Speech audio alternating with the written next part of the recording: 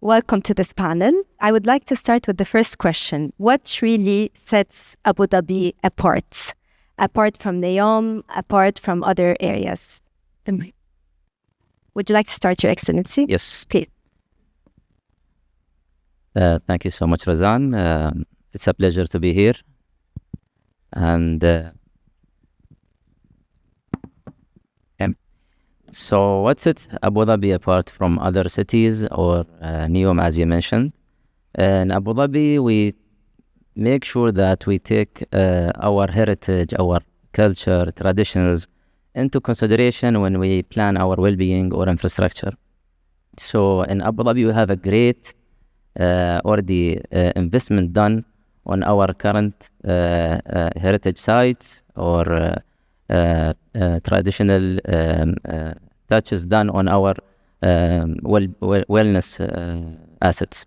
So with also the development and advancement of the other technologies incorporated onto the other well-being programs we have. So by having both, we can have a blend and different unique experience that covers both aspects when it comes to wellness, while keeping our tradition and culture in the city as well.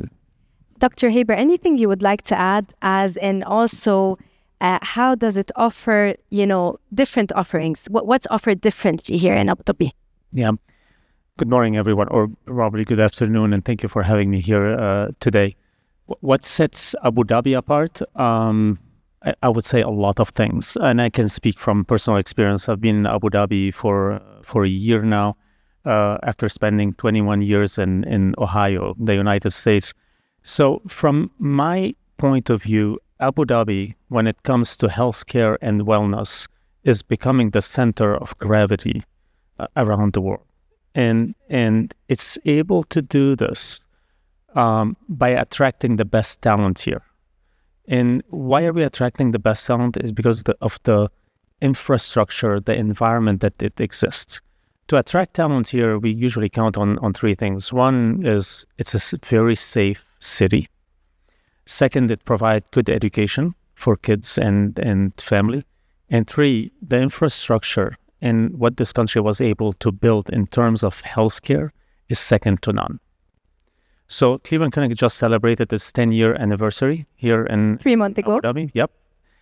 Thank you. And what we've seen, the evolution in 10 years, if you look 10 years ago, if patients needed care, the first place they will go to is the airport to go abroad.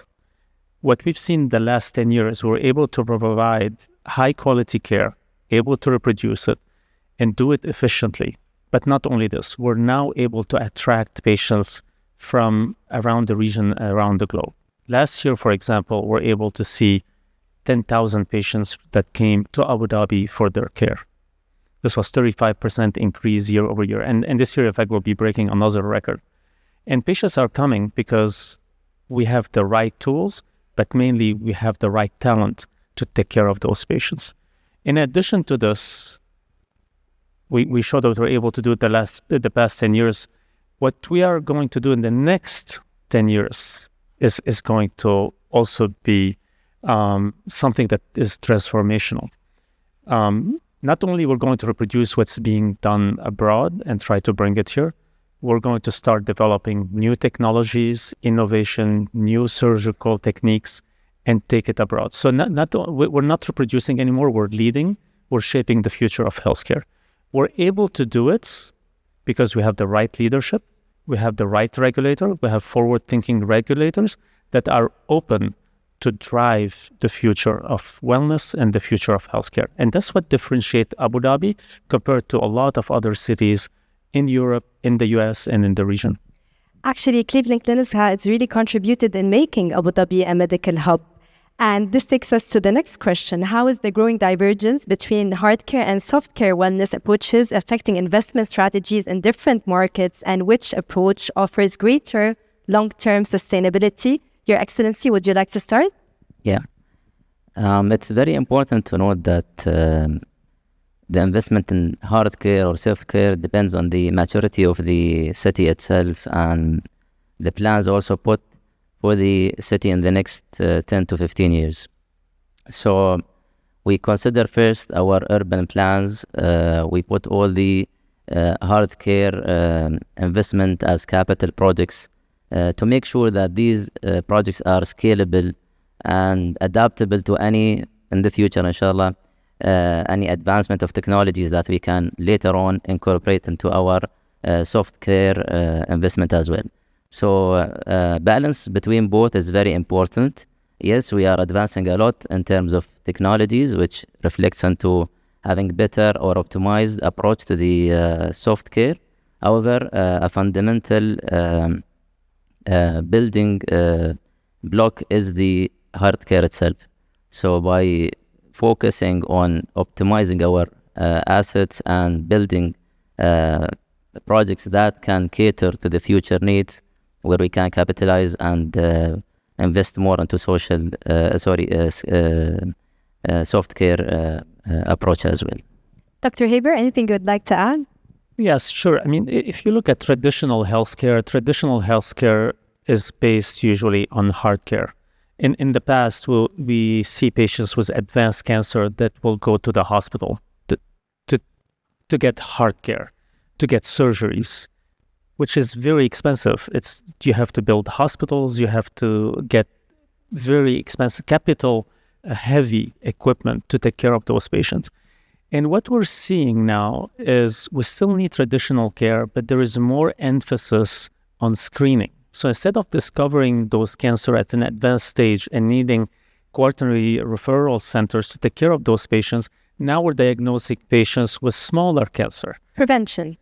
More about screening and more about prevention to avoid those cancers from happening. So we're seeing a lot of movement from hard care to what we're calling now soft care, which is screening, prevention, wellness, survivorship, longevity. And those are probably less capital heavy because we're using digital technologies and digital health to be able to take care of those. So what I mean by this is, for example, biotwins or digital twin, where now we can enter the data of the patient and try to predict what's their life expectancy is going to be, and how can we modify this, and how can we have digital coaches to help them prevent certain disease. So there is a lot of effort now to not just care for patients when they are sick, but to care for patients their whole life. And this is all about longevity, health span, prevention, screening. So we still need investment targeted toward hard care. We were never going to be able to go away from hospitals and having traditional care. However, we now need more investment into the soft care to prevent disease and also to care for patients at home and to care for their survivorship when they're recovering. So outpatient, you mean? Outpatient, so hospital at home, outpatient recovery, and reintegrating them and getting them back to their job and their family in a much quicker fashion. So we need the integration between soft care and hard care. So the investment will continue to be needed on the hard care, but we need more investment, especially now with AI, on the digital health, the soft care side. Your Excellency, what governance models have proven to be most effective to build an inclusive wellness infrastructure, in your opinion? An approach of a transparent approach to the community and to the stakeholders in the government, in the city itself, and making sure that, as we heard yesterday from the chairman and the secretary, that in our livability plans, in our urban planning, we consider the human factor, the district itself, the needs from the demography of that district, and we make sure that we take all the feedback, all their needs into our strategies when we develop these wellness governance plans or frameworks. So it's very important to make sure that the community is engaged and they are heard, and we consider their needs in our plans as well. Following up the inclusivity question, Dr. Haber, how can Abu Dhabi, attract the luxury market, but at the same time still have, offerings for a wider demographic, for everybody, an inclusive wellness infrastructure? No, I mean, that's a great question. In healthcare and sickness, if you want, does not differentiate, right, between luxury. Exactly. We all get sick. So, however, the luxury market, if you can say luxury market in healthcare, is very important. Not just in healthcare, but across industries. To develop new technology, new methodologies, we need to go after the luxury market that is able to pay for those advanced techniques. And again, if I want to extrapolate to other industry, and let's take the example of Tesla. When Tesla wanted to transform electric vehicles, they didn't do the Model 3 for everyone to buy it at $50,000, right? They started with the Roadster that only few people can afford. But what they used this capital to be able to develop the newer technology, and that's how they moved from Roadster to Model S to Model X to Model 3 that now everybody can buy. So on the healthcare side, when we developed robotic surgery, there was no reimbursement for robotic surgery. It was very expensive. And only people who were able to pay out of pocket were able to afford those new minimally invasive techniques. However, what this helped us to do is to scale it, develop the technique, make it more efficient. And now we can see that there is robotic surgery across multiple hospitals in different developing country. And now, if we push forward, what's going to happen is we will probably have robots across the world, in Africa, in South Asia, with a command center that will be able to care for those patients. So what we're doing is we're democratizing healthcare and not just providing the highest technology, the most advanced technology to the luxury market, but we are utilizing this to care for everyone across the globe. Your Excellency, talking about investment, what metrics should Abu Dhabi establish in order to measure and communicate the comprehensive return on investment from wellness infrastructure, in your opinion? Yes. Now we are in an age where we actually focus more, as we said, on the human being, on the people themselves. So the first criteria would for sure be the feedback we get from the people and their experience as well. So it's all about the people and the resident of Abu Dhabi. That is the main, I would believe, an aspect to be considered in that, as well as the affordability of the approaches we are doing. Is this something we can sustain? Is it sustainable? Is it environmentally also friendly? So all of the questions in Abu Dhabi. Yeah, so it's social as well. So all of these aspects should be considered as we plan our investment as well. It's not only the ROI on the money side. So people first, always. Of course, always, yeah. Okay. Dr. Haber, we still have 2 minutes. I would like to have your final takeaways from you and Your Excellency. Please start, Dr. Haber.